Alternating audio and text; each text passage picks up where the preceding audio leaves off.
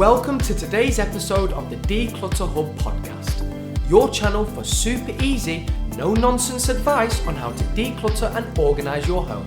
Please welcome your hosts, professional organisers Ingrid Jansen and Leslie Spellman.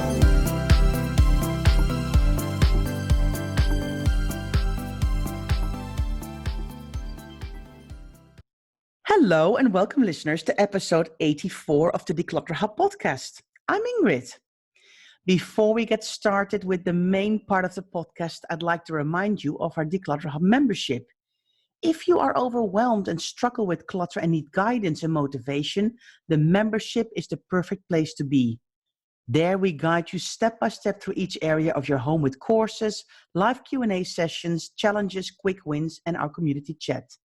If you'd like to know more, have a look on members.declutterhub.com. Now, in today's episode, I have the pleasure of talking to Sarah Bickers of Free Your Space again.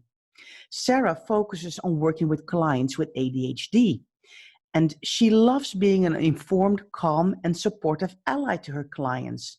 And she also delivers workshops, talks to ADHD support groups, and has recently launched a new training program, ADHD for Organisers. So welcome back, Sarah. Thank you for being on the show again. Thank you. It's very good to be here. We are delighted to have you back because the last time we spoke, we really spoke about if ADHD and clutter are linked and what kind of things kind of come up when ADHD is involved when you are having a cluttered home. And after that episode, I was like buzzing with questions and I thought, I'm a very practical person. So what do I do? And I love practicality, as most of our listeners probably know by now. I'm a kind of down to the ground, clogs on, what do we do? I like doing stuff. So I thought I need to get you back on the show and we need to talk about practical techniques about how you can deal with your clutter if you have ADHD. And if you know you've got ADHD, you're probably diagnosed. Or if you maybe think or suspect you have ADHD, but you might think, this sounds very familiar. But I think a lot of your practical techniques can help people who don't have ADHD and feel very overwhelmed and cluttered. So that's why you're the perfect person to talk to, Sarah. Thank you. Thank you. So, I'm here to help. Oh, I'm delighted. So, practically, what do people need to do?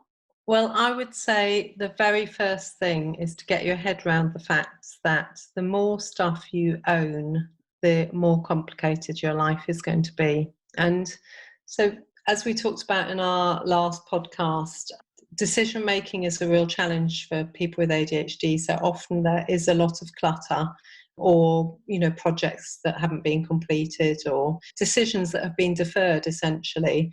And something that we often talk about with clients is just the cost of keeping the stuff versus the cost of letting go of stuff. So when you're making a decision, you could of course keep everything, but then you'd still feel overwhelmed and cluttered.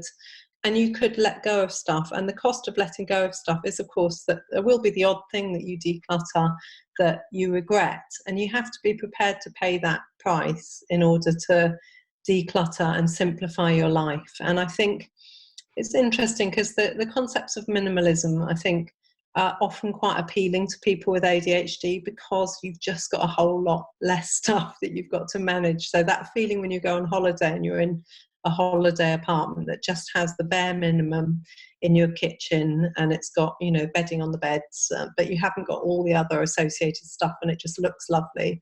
I think most of us, that's quite an appealing way of living, even if we couldn't keep it up for that long.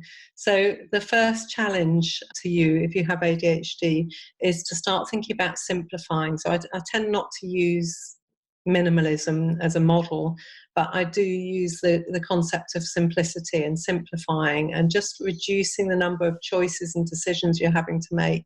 This might be as simple as being prepared to turn things down, turn down projects. And if you've been used to always saying yes to everything because something comes up, you get excited by it, you're like, oh yeah, that sounds great.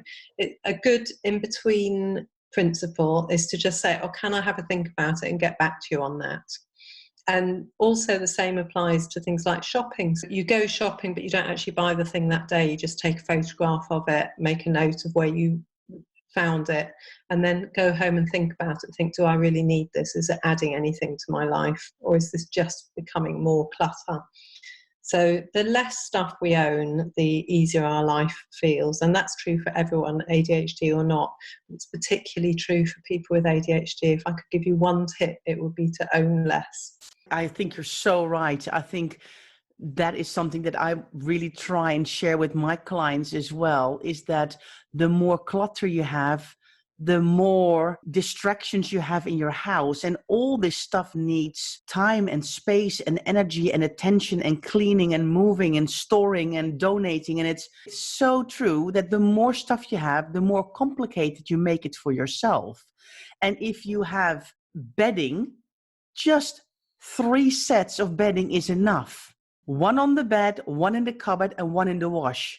You don't need to have 12 of everything, because you just make your cupboards bursting at the seams, and every time you have a choice of 12 to go through, and it makes your brain go. You know, last time we were talking about perfectionism, this kind of brings us back to that point of, you know, you want to make the perfect choice every time. So what you do is you choose 3 different cereals, because you'll have the perfect cereal for every day.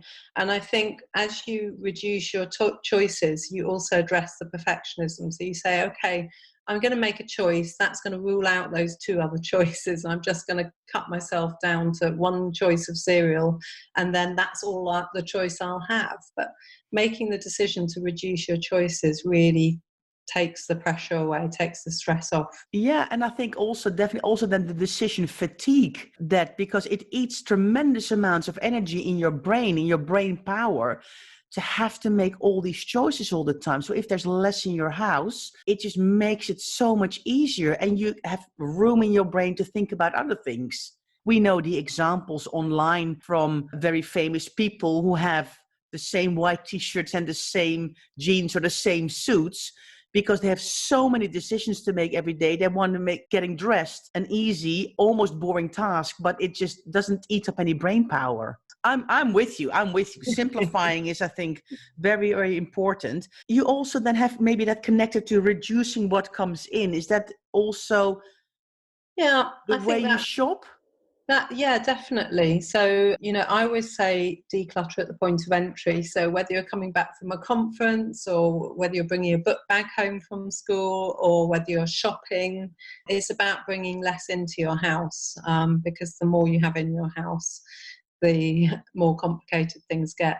You know, basically our job is reducing what comes into our clients' houses, increasing what goes out, and then helping them organise what's left. That's the 3-point structure of what professional organisers do.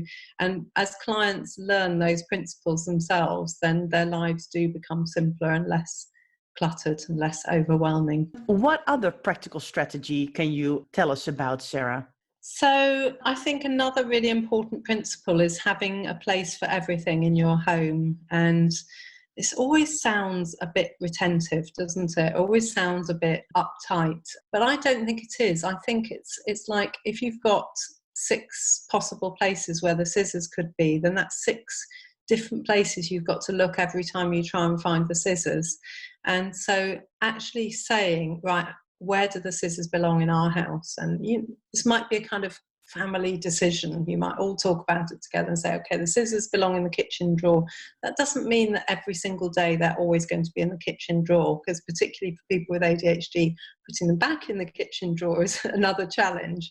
But it does mean that you know the first place to look, and that everybody in the house knows where those scissors belong and where they should put them back. And I think it actually reduces the kind of mental effort involved in daily life. You have a place where your keys belong, you have a place to hang up coats, you know, you have a place where the shoe cleaning kit belongs. It's another thing you don't have to think about. And with ADHD, there's so many things, so many competing distractions in your world. You want to kind of dial it down a little bit and reduce the number of distractions, reduce the number of options, possibilities, because that way your life will feel simpler, you'll feel more in control. I think so too. I mean, it almost seems a bit old-fashioned, right? A place for everything in its place. People go, oh my gosh, and they nearly roll their eyes.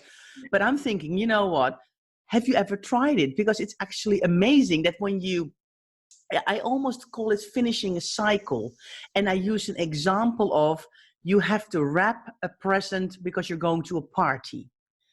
How wonderful is it to be able to know this is where the wrapping paper is, this is where the scissors are, this is where the sticky tape is, and preferably relatively all close together. But when you've wrapped the present, you don't just run out of the door. You go, let me return these items to where they belong. So you don't get a pile of random stuff or 14 different piles of random stuff. And then the next time you need to find the scissors and the sticky tape, you're like, can be in 14 different piles. And then you lose so much time trying to find them again, or people buy them again because they can't find them. And that's when you get a tremendous influx of stuff as well. Yeah, and I think it's something that, we're both very familiar with working with clients, that a big part of our work is helping them decide where they want to keep stuff, zoning an area so that it works really well. So I love the present wrapping example. It's a great example, isn't it? And having everything in a place that makes sense to most people. So, if you do all your wrapping in the dining room, then keeping your wrapping box or whatever up in the bedroom is not going to work. You need to make it as simple as possible. And I think this is never more true than for people with ADHD. You want to make it really simple and straightforward and reduce the obstacles, because then you are more likely to use it. And then I think the other element, the other side of this, is the putting things back in the place. And I mentioned this in the blog that I wrote for you, but I think one of the things that I've learned in the last year or so, I've been thinking a lot about tidiness and messiness. And in that blog, I mentioned that the big difference between a tidy person and a messy person is that a tidy person finishes the job. And when you have ADHD, so often your mind is on the next thing that you're going to do, or the next 2 or 3 things that you're going to do, rather than being really properly present in the moment. So part of tidying away that wrapping stuff is fully engaging with that moment of wrapping the present. And then instead of thinking about, I'm going to take that out the front door, you think, right, I'm just going to complete this task and finish it properly and put everything back in its right place. And that involves slowing down. And that's a real challenge for ADHD, that even the concept of mindfulness is quite challenging for people with ADHD. And yet when people with ADHD learn mindfulness techniques and learn to be more present in the moment as they're doing something, it makes a massive, massive difference to them. And I know that there's some research being done at the moment on this. So, watch this space. But I think just slowing down and recognizing that you're racing can just sometimes be a good trigger to say, okay, I need to just stop. I need to calm down. I need to finish what I'm doing. I need to hang my coat up, put my shoes away, put the keys in the place where they belong. And that, I think, is a massive key in terms of helping people with ADHD become tidier people. Couldn't agree more with everything you said. You also, the kind of in between lines, said reducing the obstacles to become tidier. Can you give me some more examples of that? Because I think that's very fascinating and very interesting. Yeah, so if your child doesn't put their dirty clothes in the washing basket, ask yourself the question, is it really, really, really easy for them to do? And if they're having to take their clothing out of their room, maybe downstairs, and put it in the laundry basket next to the washing machine, then you've basically set the hurdles quite high for that child with ADHD, for example, to jump over. Whereas if the child had a basket or a tub or a hamper in their room, no lid on, keep the lids off, and you encourage them to make it into a game. When you've taken your socks off, see if you can lob them into the laundry basket. So you're making it fun as well. That works quite well. And that means that all the laundry is either going to be in that basket or in a very small perimeter around the basket if they didn't quite make it in there. So you've reduced the obstacles for that child, and you've also got them into the habit of starting to take responsibility for their belongings. So that's what I mean by reducing the obstacles. And it could be as simple as having lids off boxes. Sometimes it can be really helpful for children to have, or adults to have, open storage without doors. basically anything that's getting in the way of you finishing a task is an obstacle. So for each different individual, it's going to be different. So, for example, I was working with a client this morning and she had her to-do list in a really nice, neat set of drawers in a cupboard. And I said to her, does that work for you? And she said, well, I tend to forget the to-dos, because they're hidden away, and out of sight, out of mind is again quite a challenge for people with ADHD because they often have working memory problems. So we talked about it and we came up with a solution, which was that she was going to have an open box on top so that her to-do list went into that open box and she could see it, but it wasn't as messy as a big pile of papers on the table. She had a way of just picking up that box, moving it onto the table when she wanted to look through the to-do list. But it wasn't hidden away in a drawer because that had become an obstacle to her. Does that make sense? Absolutely. And I also want to then ask you, does it help to have labels or pictures of items on boxes? So maybe for younger children, a picture of a car or a train or a doll, or maybe for children who are older, a label. Does that help? Yeah, no, definitely. And it's reducing the mental effort involved. So if, for example, all the so say you've got an open, like the Calyx storage units, for example, and the bottom layer are all green and they're the children's toys, the child instantly knows where to look when they go for their toys. They know that they're in the green containers. Maybe the blue ones have household stuff. Everybody in the house knows that the green containers belong to the child. And what I've done in the past is I've photographed some of the objects in the box, printed them out, laminated them, and written the name of the thing on there. So say it's a box of balls, then you take a picture of some balls and write balls down next to it. And so it becomes like an educational thing as well. You're dealing with a whole lot of different things, but you're doing it in a fun way, and in a way that they don't have to read balls every time. The word's there and it's associated with it. And the child, most importantly, it means the child has ownership of that task at the end of the day. You say to them, can you go and put the balls back in the box? And they're not going to get it right all the time, particularly if they've got ADHD. They might need some supervision and some encouragement to tidy up, and you might tidy up with them or have music going on in the background to kind of energize them. All of those things are really good practical things that will help encourage children in particular to be tidy. For adults, use of colour. So when I'm using a filing system, I'll often encourage people to maybe work out what their big categories are. So for example, you might have household as one category, finances as another category, and say your work as a final category. And you might have each of those three filed in different colours, so that when they're going to work, when they're going to look at for their work stuff, they immediately rule out the red and the yellow colours and they go straight to green. So I'm concentrating on green a lot today, aren't I? So the practical way of using colour and labels can also be effective. And all of these things, what they're doing is reducing the mental load. They're just, you don't have to think, you just look and see. And I would say colour is probably even more useful than labels. Labels are useful when you go into more detail, but for big categories, colour is normally enough. Yeah, Sarah, that makes complete sense. And actually, it was so interesting that you were talking about the colors and the main categories, because I was working on a filing cabinet the other day, and without even now realizing, I did the same thing. The client doesn't have ADHD, but we also said, let's choose red for all the children's stuff.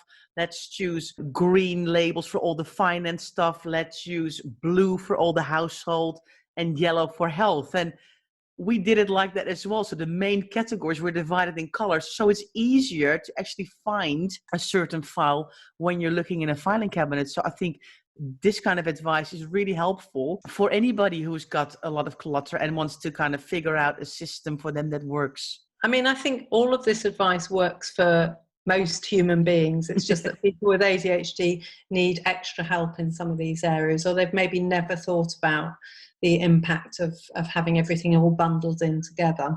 Then you mentioned, I think in the last podcast, the tweaking and not ditching. And I thought I found that very interesting. So I would like to talk a little bit more about that. Can you remind us what that was about? So the idea is that if you set up a new system, so say doing the laundry, beforehand you were just dumping stuff on the floor, and now you've got set up this system where you've got 3 different laundry baskets, and people have to sort them into the 3 different colours before they go in the wash, and you've talked through where clothes are dried and how they're put away. And with ADHD, sometimes when you're doing particularly boring routine tasks, it's difficult to maintain them. So maybe what happens is that people are still dumping their stuff on the floor in their bedroom instead of putting it into the 3 zones, and they're not really, that bit's not working. So then the tendency sometimes with ADHD is to just think, oh, I had this system and it's not really working, and so we'll just go back to how it was before, which was chaos. And as I was explaining last time, if you take a more scientific approach and you say, right, well, which bit wasn't working? Let's have a look at that. Let's go a little bit deeper. What was making it difficult for that person? So if you've said to them, you've got to take stuff downstairs and put it in these 3 different sorters, for some people that might work really well and they might be quite motivated to do that.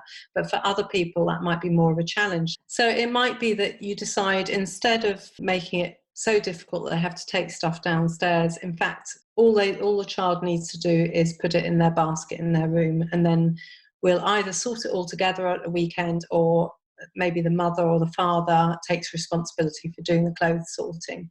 So in other words, you haven't ditched the whole process. What you've done is you've looked to analyse what was too difficult, and you've made it as easy as possible, and so that you can have success, because everyone benefits from something working in the end. Yeah. And I think as well, before you change tech completely, think about what is working before you kind of throw the whole system overboard. What is working and what indeed needs some tweaking, and what to make it easier for everybody, and everybody can kind of follow the path, instead of going, we're going to do a completely different system. And I see that a lot in paperwork. With clients, paperwork systems. So it might be that they're like, oh, Ingrid, well, I don't like the filing cabinet because it doesn't work at all. I want to switch completely to lever arch files. And I'm like, is the problem actually the filing cabinet, or is it just because the filing cabinet is so full, you haven't had time to clear out any of the files, that it's just a matter of clearing out the filing cabinet before we kind of start from scratch and have to do it all again?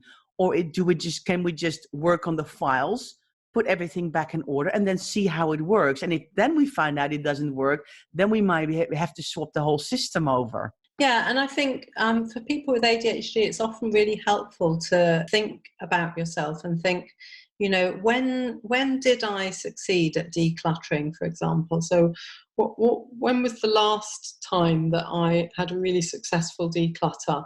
And what made that successful? So, instead of looking around you and saying, oh my goodness, I'm full of clutter, this just feels overwhelming, I don't know where to start.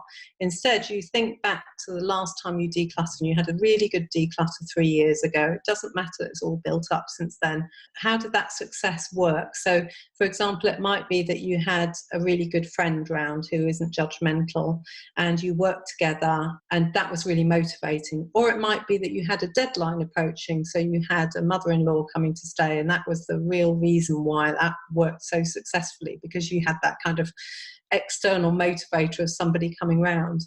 And if you can apply that, then the learning is that you learn that you're motivated by other people.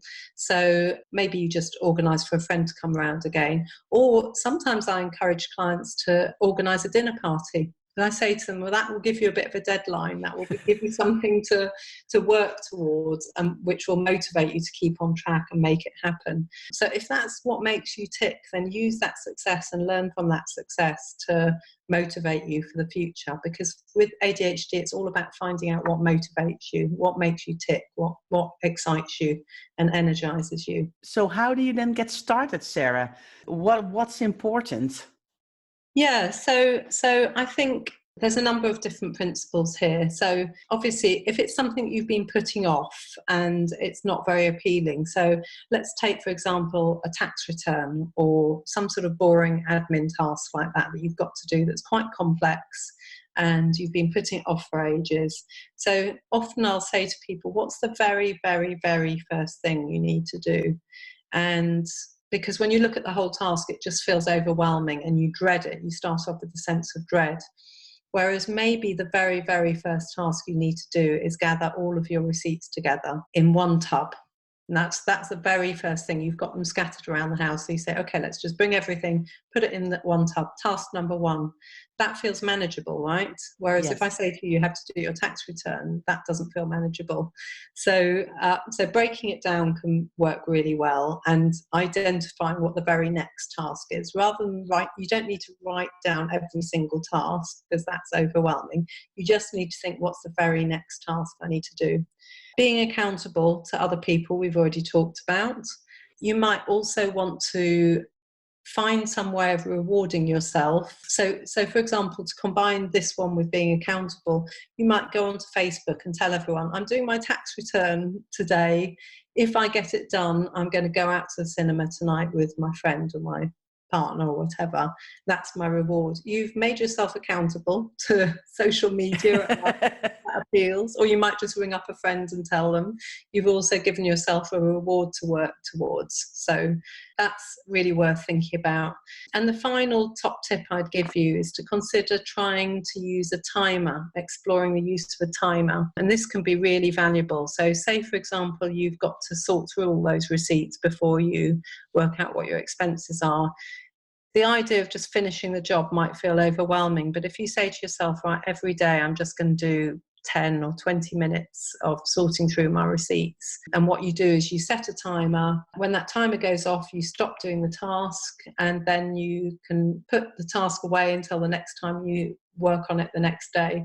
10 minutes a day across a week. I can't do the maths off the top of my head, but yeah, basically you've done a lot of time on a task that you've been dreading. So again, that's breaking down the task, but it's using the timer, which can be quite motivating because you're just giving yourself permission to just do 10 minutes. Yeah. And there's these great gadgets called time timers, which show a really clear visual display of how much time you've got left on a task. So they can be quite motivating too. Another thing to mention on time is to consider using analog clocks or watches.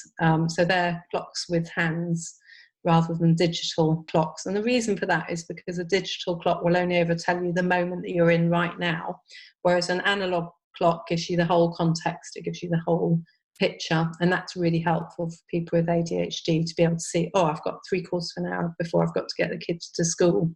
It actually has been shown to work much better for people with ADHD. Very good, Sarah, because in the end, and that's why I love your quote as well on your top tip sheet, done is better than perfect. So true. You know, this is not about perfection, and this is not about perfect homes, but it is about being so happy that you've accomplished something that you didn't know you could do.